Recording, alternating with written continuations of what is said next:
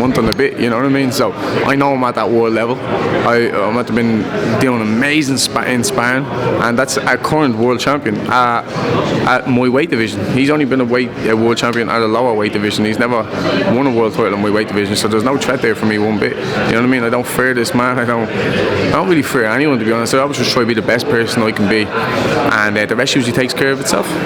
Is it fair to say the winner goes on straight into a world title fight? I don't go straight onto a world title fight, but definitely we're up there in the rankings for sure, because we're both highly ranked, we're both big names, and yeah, maybe one more and then a world title, you know. And on the other foot, for the loser, is that make or break now for world level? For him it's make or break for world level, but not for me. For me, I couldn't care less, because for me, I'm only, 27, you know what I mean? I'm still a baby in this sport, and there's no pressure on me to win this fight. You know what I mean? I'm gonna win this fight because for my own self, I put pressure on my own self and my ability, and I know what I'm capable of doing. You know what I mean? But for like my career and like, oh, if you lose, you haven't got this, you haven't got. No, every single fight, whether I'm fighting a journeyman or whether I'm fighting a world champion or a former world champion, I train the same to be the best possible boxer that I can be, and be the best person mentally and physically in that ring, and the rest just takes care of itself. You mentioned there's no pressure on you. Again, you're going into a fight in your opponent's backyard, and probably as the underdog again. How much does that help you in your training and your build up to this? Well, it always makes you hungry, you know what I mean? But at the same time, I've only ever fought once in Dublin, so it's like I'm always on the road.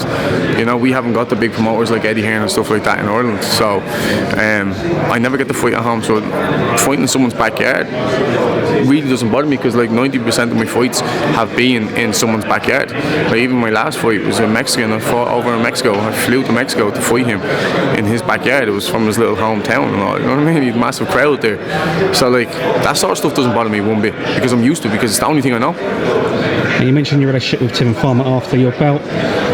Only in boxing can you hate someone, punch their head in, and then be friends afterwards. Yeah, it's crazy. Talk me through, your relationship with Tevin and how he's helped you through this. Do you know what? Tevin helped me through a lot of things, because one, he pushed me to the limits in the fight. So the only thing that's left after that is respect. And then two, from getting me over there to train with me, instead of like wanting to go to war with him, we were more technical sometimes in sparring. We were like thinking while we were sparring. There were certain things that I was trying to do to him that is going to happen to him in the fight. So I wasn't just sticking to a game plan. I was working on a lot of things while I was sparring him too. But it just cemented it in my own head that I'm at world level, because there was times I was outboxing, there was times where I was catching him with clean shots. You know, there was times where I would like set him up with something. You know, so I'm thinking in there. So for me, if you're able to set Tevin Farmer up with something, it's going to be a lot easier for me to set Scott Quigg up with something, because Tevin Farmer is a very, very intelligent fighter, inside and outside. You know, he's a very good businessman, like even inside and outside the ring. But man, the fella can fight. He's a very good fighter. So for me, I learned so much from the whole experience with fighting him for one, and then being there and doing his camp with him for two. It was just an amazing experience. So now with Eddie Hearn, obviously on his show here, Matchroom Boxing, he's helped you. He's got you the Eliminator originally. He got you the Tevin Farmer fight.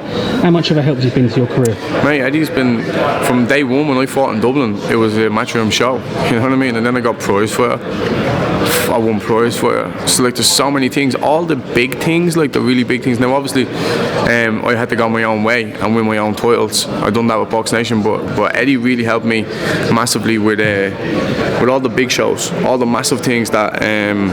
But at the end of the day, it was like MTK Global is the ones that got me the little shows to now gain me to this big show. You know what I mean? They the ones that got me my titles, got me rankings. Like they got me the belts in the first place. You know, so I owe a lot to Matchroom, of course, and I owe a lot to MTK also. Now, as someone who suffered a draw and a loss back-to-back in fights, what motivates you to continue in the sport? To continue in this sport, you have to be dedicated, and I hate if my life wasn't dedicated. You know, if I wasn't committed to something. I like pushing my boundaries, and the only thing that does that for me is boxing. You know, so I think my life would be very. I wouldn't be happy with myself if I wasn't boxing. It's not that I wouldn't be happy with myself, but I need something to push me to the next level, to push me to the breaking point almost. You know what I mean? And that doesn't always have to be the fight. That can be in training. You know what I mean? This morning, I already got 2 sessions in this morning. My second session, I was on a bleeding treadmill. I just wanted to die. You know what I mean? I was like, well, I just stopped there. And I was like, no, one more I'll do. I set my goal at a certain thing, and I accomplished that goal this morning in training. So, you know what I mean? That's what boxing does for me. It's like small goals, and it leads you to the big one. Absolutely. Now, away from yourself, another Irishman is in the headlines, Conor McGregor, looking to come back into boxing. Yeah. What's your stance on him coming into boxing? What level do you think he should compete at? I don't know. Listen, he's only can compete at one level because he's only going to be world level. That's going to get him the money that he wants, the money that he's looking for. So it's not, he can't go in and win an Irish title or anything like that, you know. Conor has to go big. So proud of him making the money that he's making. So go and do what you want to do. But for me, I don't really comment on another man's success or career. I wish him all the best, and I hope he does well.